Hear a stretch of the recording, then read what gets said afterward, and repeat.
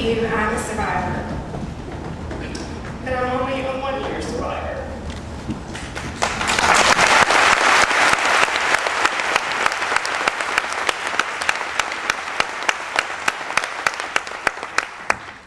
Being a nurse for 10 years was one of the best things and one of the worst things about my cancer.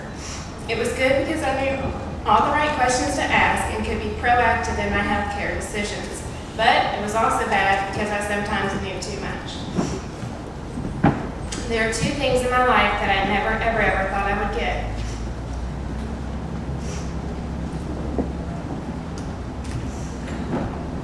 One was breast cancer, and the other was a tattoo.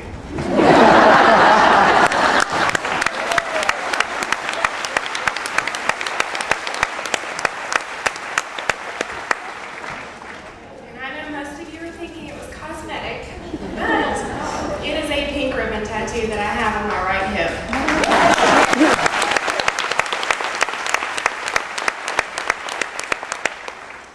I call this my badge of courage.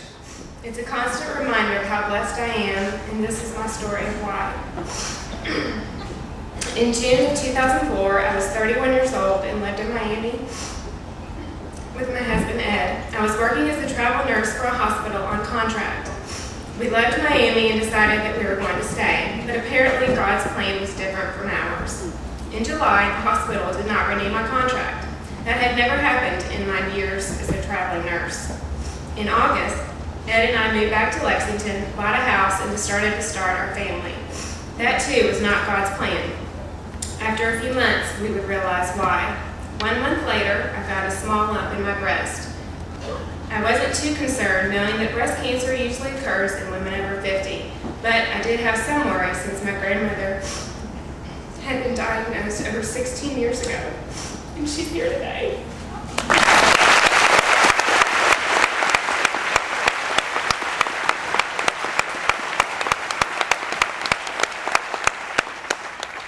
Meanwhile, my husband, who was diagnosed at age 19 with non-Hodgkin's lymphoma, was experiencing abdominal pain and feared that his cancer may have returned. Yes, he's a cancer survivor too. We spent the next few months going through diagnostic tests for him when really they should have been for me. Fortunately, all of his were negative, and mine was soon found out to not to be. In January, I saw my OBGYN. That was the earliest date she could see me. She felt the tumor and said, "Oh, it's probably nothing, you're so young." I did not realize that that would be a quote that I would hear frequently for the next year. But being safe, she referred me to see a general surgeon the next week. On February the 4th, 2005, the tumor was removed. My surgeon believed it was not suspicious and probably nothing to worry about.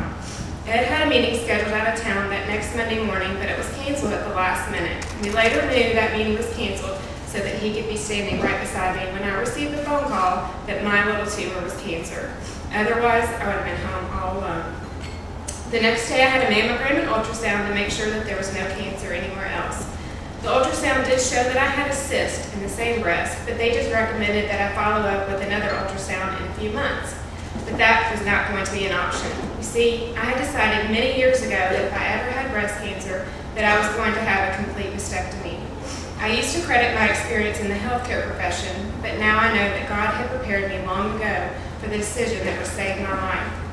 My surgeon tried to convince me to remove only part of the breast and to have radiation.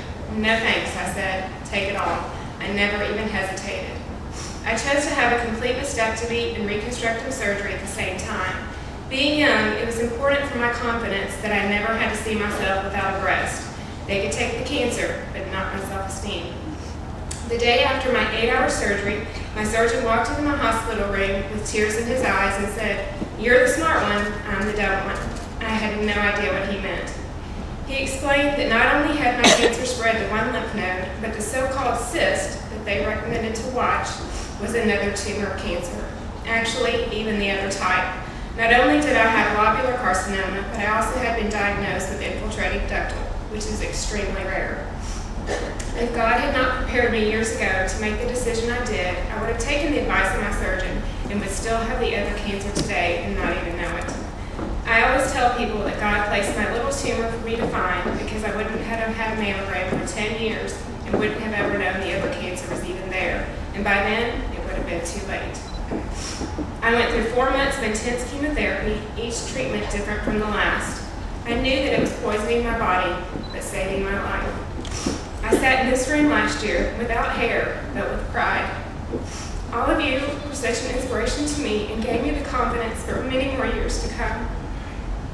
I take pride in my positive attitude that I upheld over the past year. Never once did I think that I was going to die or have my life cut short.